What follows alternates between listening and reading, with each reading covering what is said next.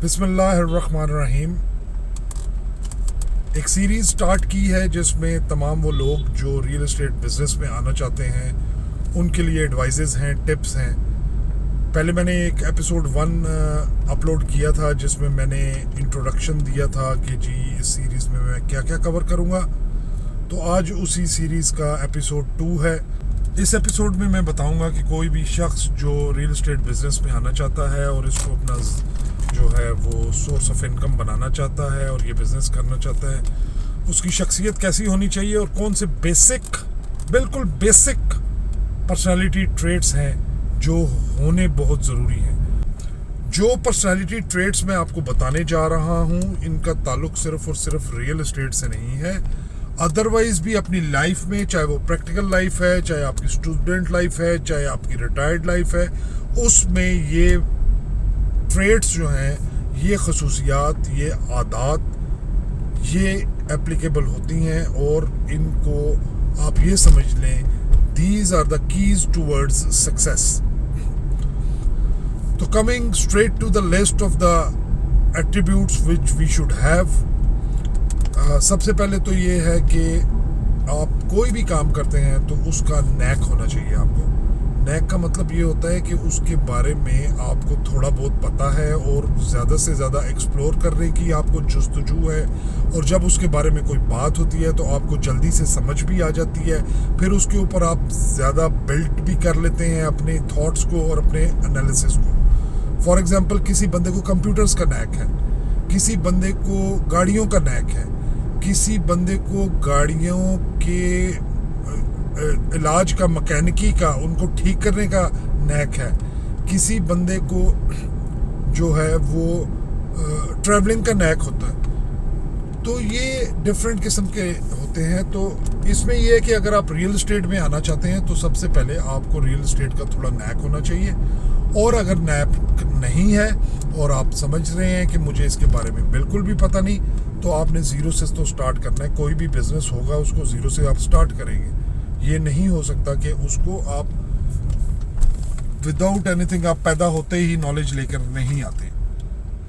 दूसरी चीज़ जो इसमें बहुत इम्पोर्टेंट है वो ये है कि जब आपने ये काम स्टार्ट करना है, कोई भी काम हो, उसमें इंटेग्रिटी और ऑनेस्टी, दयानतदारी बहुत बहुत बहुत ज़्यादा मैटर करती है। रियल एस्टेट के काम में अगर आप दयानतदारी से काम करेंगे तो आपकी क्लाइंटेज जो है वो दिन ब दिन बढ़ती जाएगी।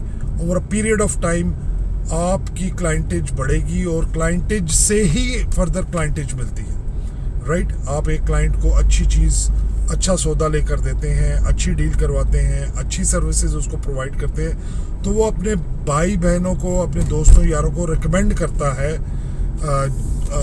आपकी तरफ। ये इसी तरह है कि जब भी आपको कोई प्रॉब्लम होती है, फॉर एग्जांपल आपको कोई गाड़ी में कोई प्रॉब्लम होती है कि जी आपकी गाड़ी की बैटरी का प्रॉब्लम है, तो आप अपने दोस्त को फ़ोन करके पूछते हैं कि यार बैटरी का बंदा कौन सा है जो बैटरियाँ ठीक करता है, गाड़ी की बैटरी का काम करवाना है या गाड़ी के एसी का काम कराना है, तो वो आपको बताता है कि यार फलां बंदे के पास चलो। वो हमेशा आपको उस बंदे की तरफ रेफ़र करता है जहाँ से उसको अच्छा रिस्पॉन्स मिला होता है और उसको अच्छी फीडबैक मिली होती है, उसने काम करवाया होता है।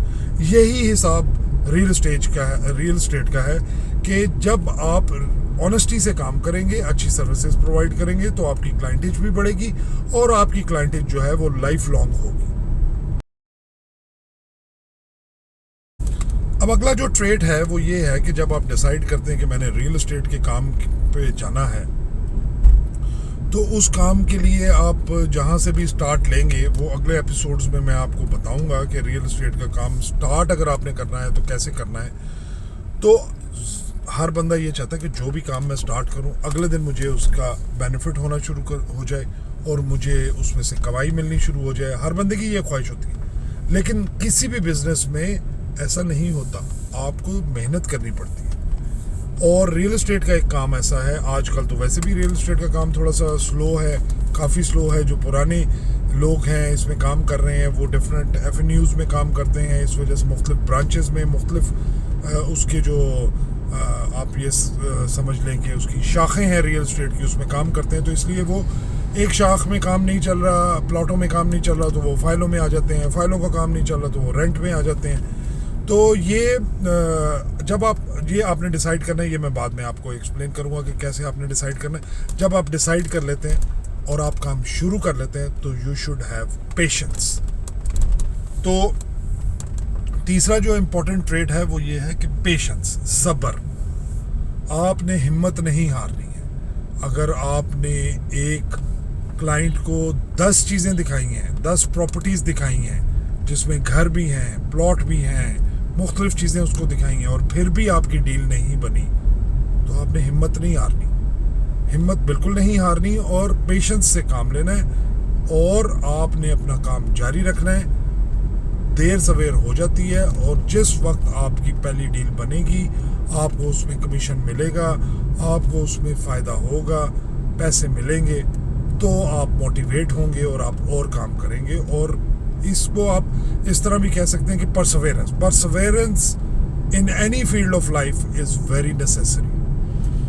तो पेशेंस से काम लें और परसवेरेंस जारी रखें। इसमें अगली चीज़ ये जो इसके साथ इंटरलिंक्ड है पेशेंस के साथ, वो है हार्ड वर्क। आपने सिर्फ बैठ के जो है ना सब्र ही नहीं करना है, हार्ड वर्क करेंगे तो आपको उसका रिजल्ट मिलेगा। हार्ड वर्क कैसे करना है और रियल एस्टेट में क्या हार्ड वर्क होता है वो मैं आपको अगले एपिसोड्स में बताऊंगा। उसके ऊपर एक स्पेसिफिक जो है वो एपिसोड बनाऊंगा।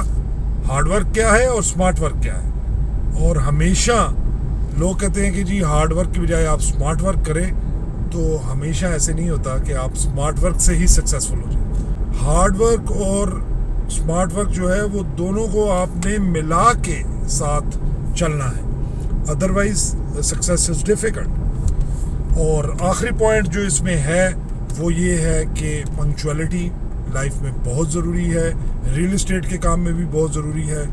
लोग रियल एस्टेट के काम में क्या करते हैं कि अच्छा यार आज मौसम ठीक नहीं है तो आज को क्लाइंटेज के आने के चांसेस नहीं हैं, लोग विजिट करने के लिए नहीं आएंगे तो आज मैं नहीं जाता था ऑफिस। ऐसे नहीं होता। आपने पंक्चुअलिटी अपना एक टाइम टेबल सेट करना है कि अच्छा यार मैंने सुबह 9, साढ़े 9 बजे 10 बजे ऑफिस पहुंच जाना है, काम है या नहीं है, क्लाइंट आ रहा है नहीं आ रहा है, कोई मैंने जगह देखनी है नहीं देखनी है, ट्रांसफ़र है या नहीं है। आप अपने ऑफिस में जाके बैठेंगे तो काम होगा। ये नहीं है कि आप कहें कि जी अच्छा आज काम नहीं, आज मैं 12 बजे जाता हूँ, तो इस तरह नहीं होता। आपने पंक्चुअलिटी ऑफ टाइम जो है वो बहुत ज़रूरी है। और पंक्चुअलिटी इस तरह भी है कि जब आपने एक किसी पार्टी को टाइम दिया है, किसी क्लाइंट को टाइम दिया है कि जी 12 बजे विज़िट कराऊंगा, 2 बजे विज़िट कराऊंगा, या उसने कहा जी हम 3 बजे आएंगे और आप 3 बजे वहाँ पे अवेलेबल ना हो साइट पे, तो ये जो है ना ये भी बहुत एक गलत इम्प्रेशन है और गलत इम्प्रेशन जाता है और ये पंक्चुअलिटी की बिल्कुल खिलाफ वर्जी है।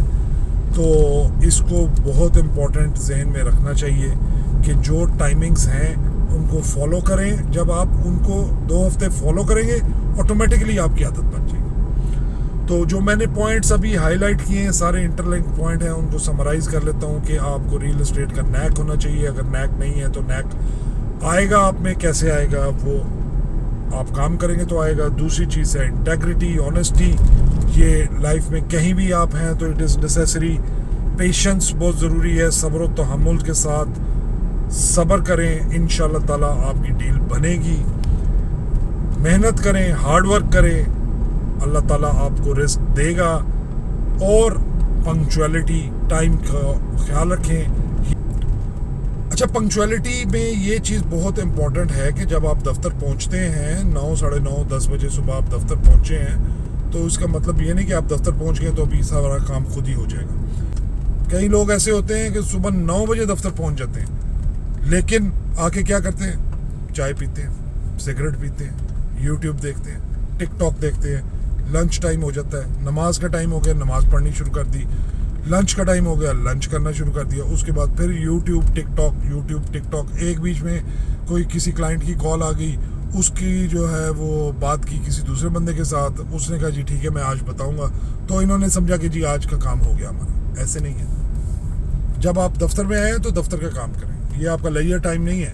ये ऐसे नहीं है कि दफ्तर में एसी लगा हुआ है दफ्तर में बड़ी रॉकिंग चेयर पड़ी हुई है, आप आके उसमें बैठ गए हैं, ऑफिस बॉय आपको ठंडा पानी ला के दे रहा है, चाय ला के दे रहा है, बिस्किट ला के दे रहा है, आप वो खाई पिए जा रहे हैं, सिगरेट भी पिए जा रहे हैं, मज़े कर रहे हैं और रिलैक्स कर रहे हैं। तो इस तरह नहीं है, आपने दफ्तर आके हार्डवर्क, पंक्चुअलिटी के साथ दफ्तर आके हार्डवर्क करना है, पेशेंस रखनी है और ऑटोमेटिकली आपको क्लाइंट मिलेगा, आपका काम चलेगा।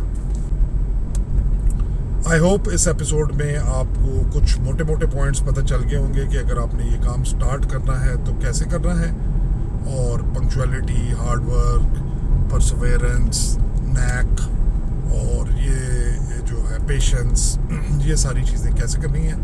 तो इंशाल्लाह ताला नेक्स्ट एपिसोड में मैं फर्दर आपको टिप्स दूंगा और we will move ahead. Thank you very much.